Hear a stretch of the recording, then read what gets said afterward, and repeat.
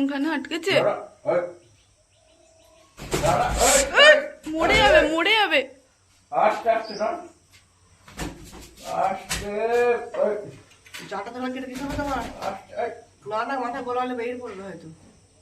ডুববো মা তুমি ঢুকলে অনেক না, জল বেশি পড়বে। লাগবে না। জল তো পড়বে, সে চেঁচে দিচ্ছে তো করে। দাঁড়া। পরিষ্কার হয়ে গেছে। ওটা খোলা যাবে কি দেখবে? ও কোথায় আটকেছে, গলায় না মুখে? এটা খুলিয়ে নে। দাঁড়া না। দাঁড়া। দাঁড়া। আর পালকে ঢাকা পড়ে যাবে, দেখতে পাবেন না। ব্লেডটা রেখে দাও, আমি আর কেটে দেবো। চলো বেশি যাবে এমন করে খাওয়া দাওয়া করে।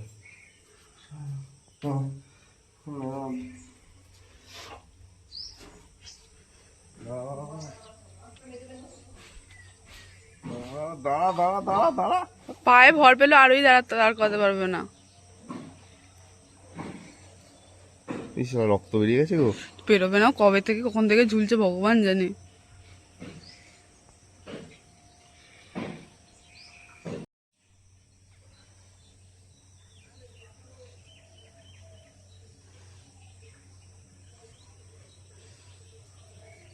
ছেড়ে দাও। বলিনি সে একটু লাগিয়ে দিয়ে করে। আমাকে খুঁজতে ছাদে আসছিলাম, তারপর দেখছি থেকে ঝুলছে, তাই আমি ভাবলাম তো কবে আটকেছে, মা কি দেখেনি, মরে গেল। তারপর আমি অনেকক্ষণ হয়ে গেছি, পাটা একটু আধটু নড়াচ্ছে, ও ক্লান্ত হয়ে গেছিলো। তারপর আমি ভালো করে কাছে গিয়ে দেখলাম চোখটা পিটির পিটির করছে।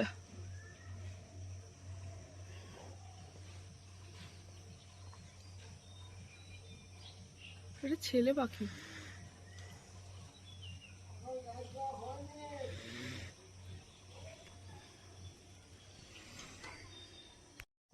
হুম হুম।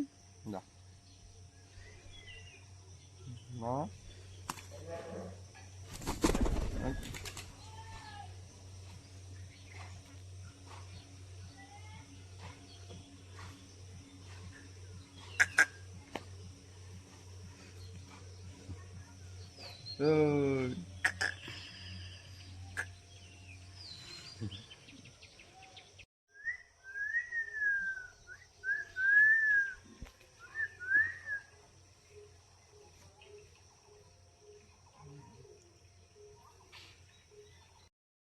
প্রায় 10-15 মিনিট দাঁড়িয়ে থাকার পরে দেখলাম যে ওকে ওর বন্ধু নিতে এসেছে।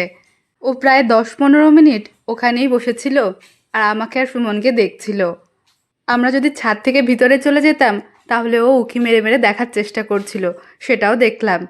ও আরও বেশ কিছুক্ষণ ওর বন্ধুর সঙ্গে ওখানেই বসেছিল, তারপর দেখলাম উড়ে গেল।